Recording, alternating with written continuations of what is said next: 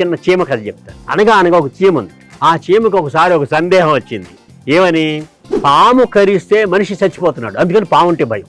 తేలు కుడితే మనిషికి బాధ కలుగుతుంది, తేలంటే భయం. చీమ కొడితే ఆఫ్టర్ చీమ అంటున్నాడు, అందుకని నేను కుడితే మనిషి చచ్చిపోవాలి, అప్పుడు భయపడతాడు అని చెప్పేసి బ్రహ్మదేవుడి గురించి బ్రహ్మాండమైన తపస్సు చేసింది. ఆ తపస్సుకి తట్టుకోలేక బ్రహ్మదేవుడు ప్రత్యక్షమయ్యాడు. చీమా ఏమీ నీ కోరిక అని. బ్రహ్మదేవుడిని చూసిన ఎగ్జైట్మెంట్లో బ్రహ్మొచ్చిండు అని ఆనందపడిపోయింది చీమ.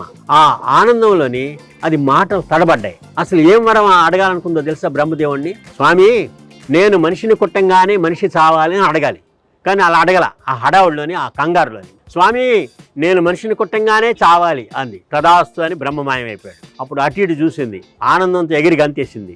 దూరం నుంచి ఒక మనిషి వస్తున్నాడు. ఇప్పుడు నా తడాక చూపిస్తా అనుకుంది. మనిషి దగ్గరికి వచ్చాడు, కాళ్ళ మీద నుంచి ఎక్కి చేతి మీదకి వచ్చింది. ఇక్కడికి వచ్చిన తర్వాత ఇప్పుడు వీడిని కుడతాను, గిల్ గిల్ గిల్ గిల్ కొట్టుకొని చచ్చిపోతాడు అని అనుకుంది. అనుకుని టప్పని కుట్టింది. వాడు పట్టని కొట్టేసి నలిపేసి పడేశాడు. అంటే స్వామి నేను మనిషిని కుట్టంగానే చావాలంది కదా, చచ్చిపోయింది. అందుకనే కమ్యూనికేషన్ అనేది చాలా అవసరం. కమ్యూనికేషన్లో క్లారిటీ ఉండకపోతే ఇలాగే ప్రాణాల మీదకి వస్తాయి అనేది దీనివల్ల మనకి అర్థం అవుతుంది. బాగుంది కదా? అంచేత కమ్యూనికేషన్ విషయంలోని చాలా జాగ్రత్తలు తీసుకోవాలి. ఎవరైనా సరే ఎదుటి వాళ్ళకి భాష అర్థం కావాలి. చైనీస్ లాంగ్వేజ్లో మనం చెప్తే ఆ భాష ఎదుటి వాళ్ళకి అర్థం కాకపోతే ఏం అర్థం కాదు, కమ్యూనికేట్ కాదు ఆ విషయం.